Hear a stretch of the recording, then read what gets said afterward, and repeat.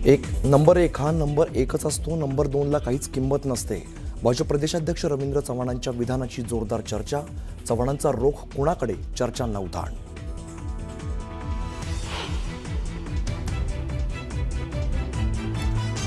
काल परवा अध्यक्ष झालेल्यांनी युतीवर बोलू नये, मंत्री शंभूराज देसाईंचा रवींद्र चव्हाणांना जोरदार टोला.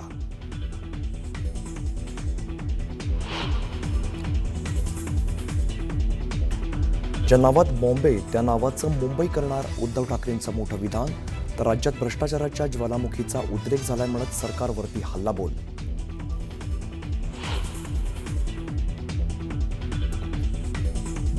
सत्ता आल्यावर लोक स्वतःला मालक समजतात, पण मी सेवक आहे. अंबरनाथमध्ये प्रचारादरम्यान उपमुख्यमंत्री एकनाथ शिंदेंचा विरोधकांवरती हल्लाबोल.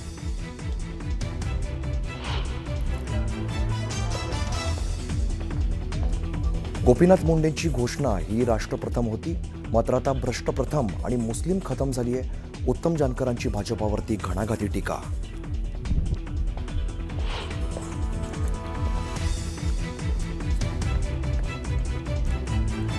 बीडमधील 150 कोटींच्या जमीन घोटाळ्याची चौकशी करू, अजित पवारांचा इशारा. तर विकास निधी दिल्यानंतरही कामं होत नसल्याचा लगावला टोला.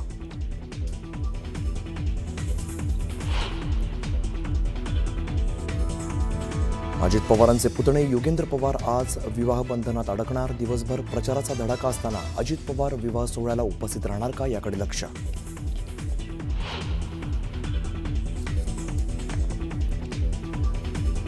आणि नांदेडमध्ये जातीय विखारातून वडिलांनी मुलीच्या प्रियकराला संपवलं. प्रियसीने मृतदेहासमोर कपाळाला लावलं कुंकू.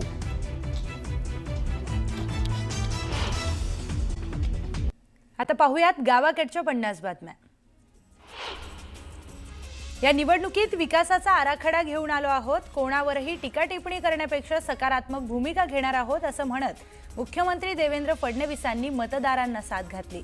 भंडाराच्या तुमसर इथे आयोजित सभेत ते बोलत होते.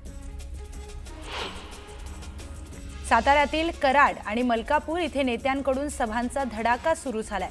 नगरविकास खातं लेना नाही देना बँक असल्याचं वक्तव्य कराडमधून उपमुख्यमंत्री एकनाथ शिंदेंनी केलं. तर अर्थ खातं आपल्या हातात, निधींचा पाऊस पाडू असं वक्तव्य करत मंत्री मकरंद पाटील यांनी मतदारांना साथ घातली. तुम्ही बारामतीत या, सकाळी 5 वाजता उठून स्वच्छता करतात. सकाळी वाहनं रस्त्यावर येईपर्यंत शहर स्वच्छ झालेलं असतं, पण मी बाहेर बघतो बकाल झालेली शहरं आहेत असं म्हणत उपमुख्यमंत्री अजित पवारांनी बारामतीचं कौतुक केलं. यावेळी बोलताना चुकीचं काम आणि भ्रष्टाचार करणाऱ्या पदाधिकाऱ्यांना अजित पवारांनी तंबी दिली आहे. चुकीचं काम कराल तर कारवाई होणारच असं अजित पवार म्हणाले. बीड जिल्ह्यात अजित पवारांनी उमेदवारांचा जोरदार प्रचार केलाय. बीडमधील विविध पतसंस्थांमध्ये 6 ते 7 कोटी अडकले असल्याचं अजित पवारांनी म्हटलंय. तर येणारी 5 वर्ष सत्ता देण्याचं आवाहन त्यांनी मतदारांना केलं. धाराशिवच्या परंडा बूम नगरपालिकेच्या निवडणुकीत तानाजी सावंतांकडून जोरदार प्रचार करण्यात येतोय. बूम परंडा नगरपालिका निवडणुकीमध्ये तानाजी सावंत संपूर्ण शहरात फिरून प्रचार करतायत. सर्वपक्षीय विरोधक एकत्र असले तरी त्यांना व्हाईट वॉश देणार असल्याचं म्हणत त्यांनी विजयाचा विश्वास व्यक्त केला. उपमुख्यमंत्री एकनाथ शिंदे आज शेवगावमध्ये शिवसेनेच्या उमेदवार माया मुंढेंच्या प्रचारासाठी सभा घेत होते. त्यावेळी त्यांनी केलेल्या डायलॉगबाजीनं चर्चांना उधाण आलंय. लावरे फोन असं म्हणत एकनाथ शिंदेंनी मतदारांच्या समस्यांचं सभेदरम्यानच निराकरण केलं. महाराष्ट्रात एकूण 280 ठिकाणी निवडणूक सुरू आहे. त्यापैकी 256 ठिकाणी भाजप कमळावर निवडणूक लढवत आहे. यावेळी भाजपचे 200 नगराध्यक्षपदाचे उमेदवार जिंकतील असा विश्वास चंद्रकांत पाटील यांनी व्यक्त केला. 2 डिसेंबर नंतर कोणीही कुठे जाणार नाही असा चिमटा काढत सत्तेसाठी एकत्र आलेले लोक सत्तेतून कधीही बाहेर पडणार नाहीत. त्यामुळे जनतेने गैरसमज करून घेऊ नये असं जयंत पाटील यांनी म्हटलंय. सत्तेमध्ये असताना एवढा तेवढा रुसवा फुगवा हा चालत असतो अशी टीकाही त्यांनी केली. चंद्रपूरच्या घुग्घूसमध्ये मंत्री चंद्रशेखर बावनकुळेंच्या प्रचार सभेचं आयोजन करण्यात आलेलं होतं. 2 डिसेंबरची निवडणूक ही घुग्घूसचा 2047चा विकास आराखडा ठरवणारी असल्याचं त्यांनी म्हटलं. अहिल्यानगर जिल्ह्यातील संगमनेर नगरपालिका निवडणुकीमध्ये आरोप प्रत्यारोपांच्या फैरी झडतायत. बाळासाहेब थोरात आणि सत्यजित तांबेंनी केलेल्या आरोपांना उत्तर देताना अमोल खताळांनी जोरदार पलटवार केला।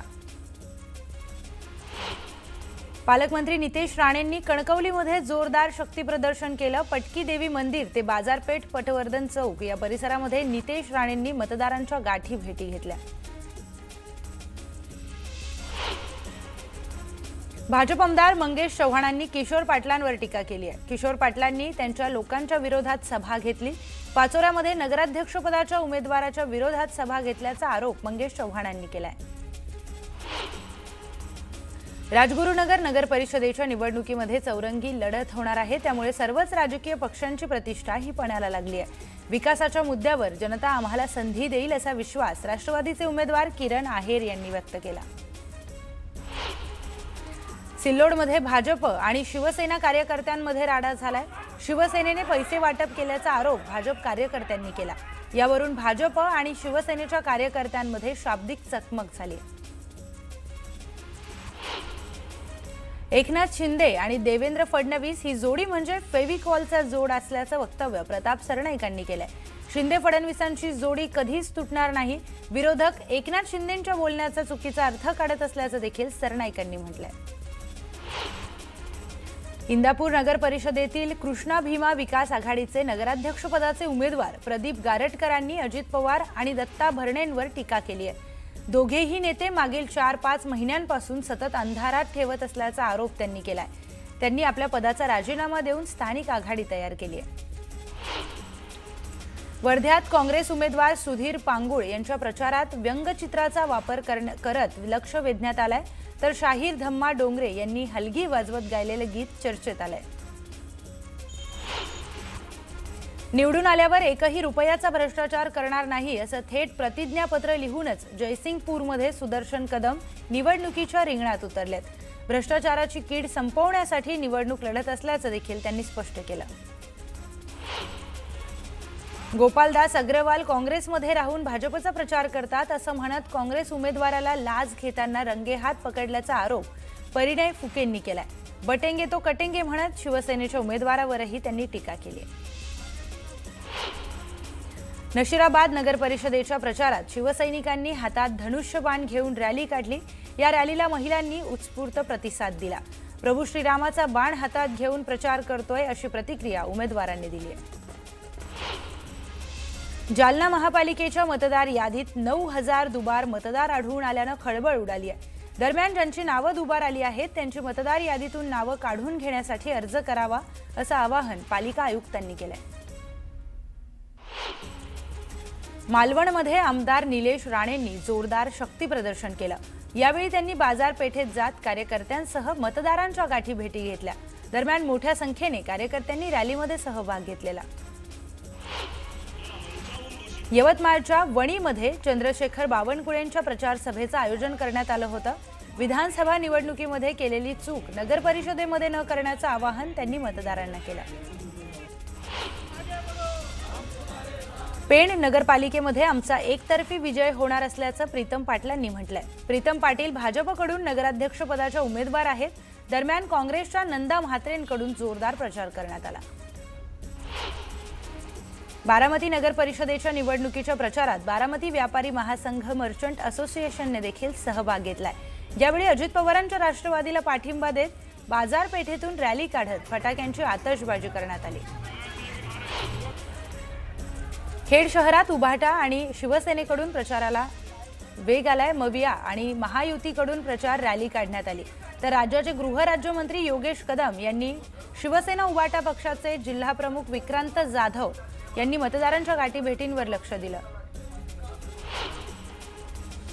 पंढरपूर शहरात भाजपच्या वतीने प्रचार पदयात्रा काढण्यात आली आहे। नगराध्यक्ष उमेदवार श्यामल शिरसाट, 36 नगरसेवक पदाचे उमेदवार आणि आमदार प्रशांत परिचारक, आमदार समाधान अवताडे आणि शेकडो कार्यकर्त्यांनी या पदयात्रेमध्ये सहभाग घेतला होता।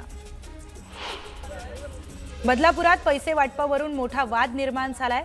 भाजपकडून पैसे वाटले जात असल्याचा आरोप शिवसेनेने केलाय। दोन्ही पक्षाचे कार्यकर्ते समोरासमोर आल्यानं मोठा राडा झालाय। नगर परिषदेच्या निवडणूक प्रचाराला अवघे 3 दिवस उरलेले आहेत, त्यामुळे आता नेत्यांसह उमेदवारांची लगबग पाहायला मिळते। उमेदवार आता रेल्वे स्थानकावर जाऊन प्रचार करण्यावर भर देत आहेत.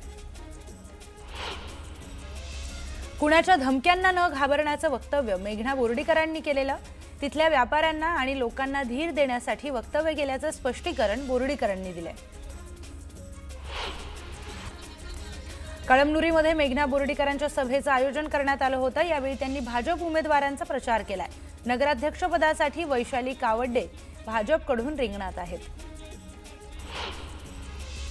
राज्यातील सत्ताधाऱ्यांनी लोकशाहीची हत्या केल्याचा आरोप अनिल देशमुखांनी केलाय. तर या निवडणुकीपासून व्यवस्थेत बदल करायचे असल्यास ते म्हणाले.